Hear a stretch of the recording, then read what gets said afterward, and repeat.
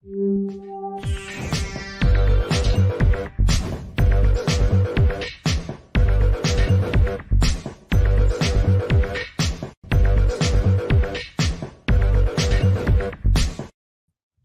everybody, welcome to the show. You know where you are, the 9 at 9 with me, Tigo. And if you're watching right now, you know I'm bringing in a VIP expert. And today I got my brother from another mother and father. Now you're going, Tigo, what the heck are you talking about? Today we're going to talk about stepping out of your comfort zone and getting past those limited beliefs with my brother, Bryce McKinley. So sit right there. We'll be right back. Expert Talk is sponsored by Pod Nation TV, the podcast to broadcast network.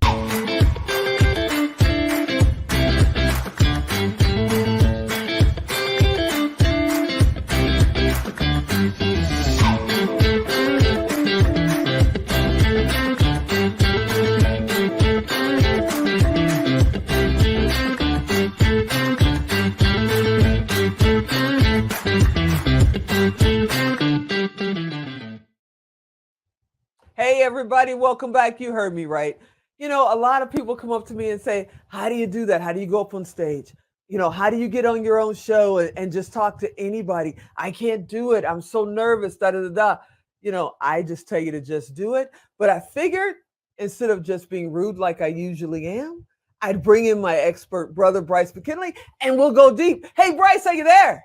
I'm here. What's up, Tigo? You know what time it is. I know what time it is. It's Coach Sharpen time, man. It's time to get sharp on what we're talking about.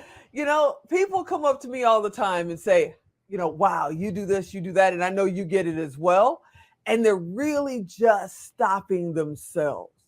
So before we get too deep, can we kind of tell people you weren't just born on a stage? You know, you had to work your way through it as well, right? That's it. That's it. Yeah. I mean, you don't just go from A to Z overnight. You've got to take one step at a time. And you know, one of the things that I often see, Tigo, is that people often want to do the things that others are doing, but they're not willing to put in the work, right? And that is not, it's not unnormal. It's not abnormal. The problem is that they're telling themselves and asking themselves the wrong thing, you know? Okay. Yeah, I'm excited to dig in here. All right, I'm ready. What are they saying? What are they telling themselves? I have a feeling I know what you're going to say, but tell them. I mean, here's the deal. At the end of the day, if you've ever wanted to be a leader or you wanted to speak from stage, or maybe you had an audience and you completely bombed, first and foremost, just like faith doesn't work on feelings, right? Faith works on facts. And when you have facts, you can then step out on faith and know that you can get there, right? So I start there. The second thing that always happens is we're saying the wrong things up here. We're telling ourselves the wrong things. And that's okay as long as we're aware of it. I mean, think about the last time you went to the grocery store, Tigo. You walk in the door, little Sally or Johnny are stacking apples in the produce section. And what's the first thing that happens, right? Hey, can I help you find something? And what do? The old Heisman stiff arm, right? No, thank you. I mean, so true. So it true. is. We always do it. Why do we do that? It's because our subconscious is there to protect us. And so we go through life living life one of two ways. We're either completely intentional or completely reactionary. That's it. And so if we can start being intentional about the small things, the big things just start to pile up. And so, you know, one of the things that I often teach when I'm teaching, you know, sales and persuasion or any sort of training about working with an audience or working from stage is that you have to start asking yourself questions in order for the response to be an action. Yeah. Think about that.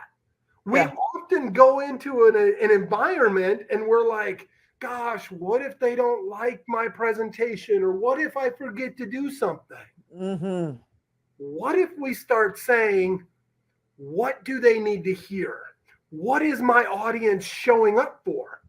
why did they pay to be in the room that I have the opportunity to express in? Exactly. In other words, do your homework. Do your homework. That's right. Yeah. You Do got to your do your homework.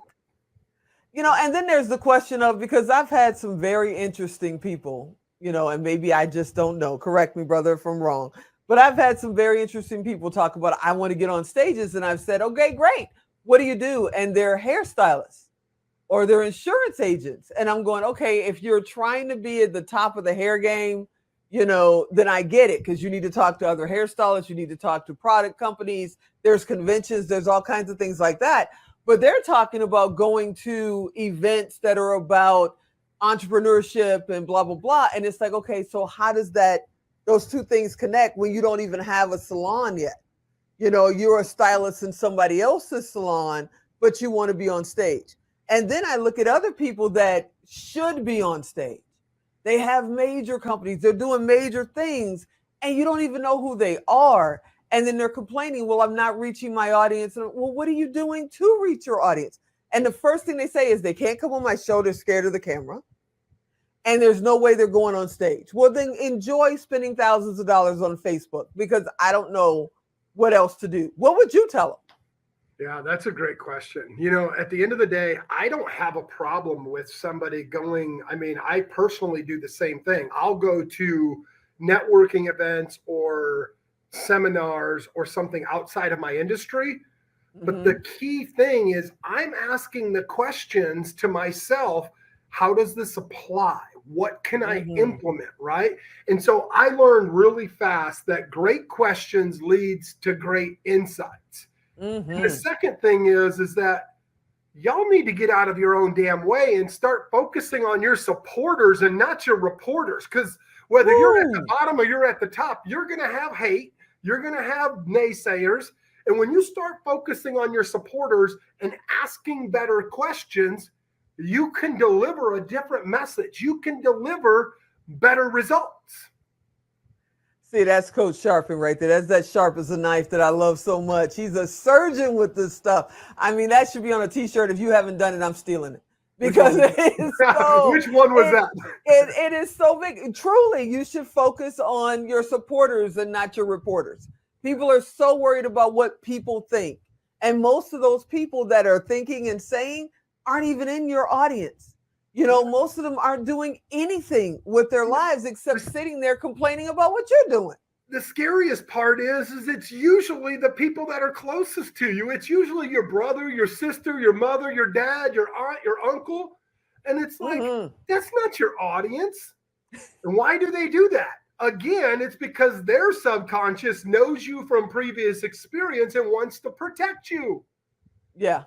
Exactly. And they've never dreamed that big. I remember, when my parents were alive and my dad would say, I know everybody marches to a different drummer, but what dang band plays in your head? Because he had never seen anybody want to be an entrepreneur. My family comes from union jobs. You get a good union job, you get a good retirement, blah, blah, blah, blah, blah. That was always the preach. There's nothing wrong with that if that's the path you choose, but it was never my path. I always knew I was supposed to be an entrepreneur. I always knew I was supposed to blaze my own trail. And my entire family would just sit there and go, and then tell me what I shouldn't do and what I couldn't do and how we don't do that. Why? Why don't we do it? Why not? Yeah, why not? What's stopping us? It's interesting. At the time of this recording, my dad's birthday is tomorrow. Okay. And I can't imagine turning his age and still driving a truck. I can't imagine it. Ooh. Because I know what I've experienced and what he makes in his entire career. I've been blessed to do that in a couple of months or less. I mean, in some months, there's been months in my past where I did his entire 30-year career in less than a month. That scares me. Like, that's a mentality, but it's also a comfort zone. And I love my dad, right? My mom still works in a factory, Tigo, so I get it. Wow. It's like, gosh, if you only knew the opportunity on the other side of the coin, if you lived life as if there was another explanation, you could ask better questions. No, I totally get it. I totally get it. You're preaching to the choir with me, and it's like what's stopping you usually is you. You know, you got to learn how to turn off that noise, as I like to say. Turn off the noise. You love them. You do. You love them. But they don't see the vision you see. They're not around the people that you want to be around. And the easiest thing in the world to do is say, you know what? I'm going to do what I'm going to do. And and I'll see you guys at the family reunion because they just do not get it. Okay, so Alan already threw up the 2-minute warning, which means we got to get out of here. He's always so quick to throw that up. But I got to ask you, 2 tips that you would give somebody for stepping out of their comfort zone and just, getting rid of those limited beliefs now, today. Yeah, number 1 is change the story in your head. And the only way to do that is to start to have a different conversation. And so one of the things that I often do with the people that I work with, whether they're speakers, coaches, or high functioning entrepreneurs, is we talk about the story that's in their head. Find out where they're at versus where they want to go and rewrite those affirmations. We all hear about affirmations, but this is a real thing.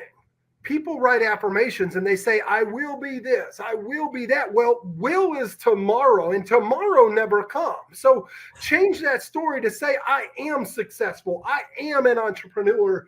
Those simple shifts. And the second thing I would say is to not only surround yourself with a different environment or a different crowd, but know this, that the most effective person in an organization is not the genius. So you're not going to know it all. It's the genius maker that makes the big strides. And so find someone that's willing to pour into you like the faucet that you need to be drinking from, but make sure that you have your cup set to the side to start pouring into others so that you can keep taking action. Oh my goodness. This is just month 1. We got you here for 2 more months coming up. And we're just getting started. Brother, how do they get in touch with you? Yeah, you can find me anywhere on social media. I don't have millions of followers, and I don't really care about that because I get hired by some of the greatest minds in the world to teach them this stuff. And so if you would find me, my name is Bryce McKinley. I know Tigo's got it pinned down here, up here, wherever. Bryce McKinley is my name, Coach Sharpen on Instagram. Feel free to reach out. Someone from my team or myself personally will connect with you. And I'll see you guys at the top. Oh, wow. Thank you for hanging out with us. I can't wait to see what we do next month. You are the best. God bless. All right, everybody. I hope you enjoyed this episode. I know I did. I learned a lot, and I get to hang out with him all the time. I hope you'll watch the next one. And as always, I'm Tigo. I'll talk to you next time.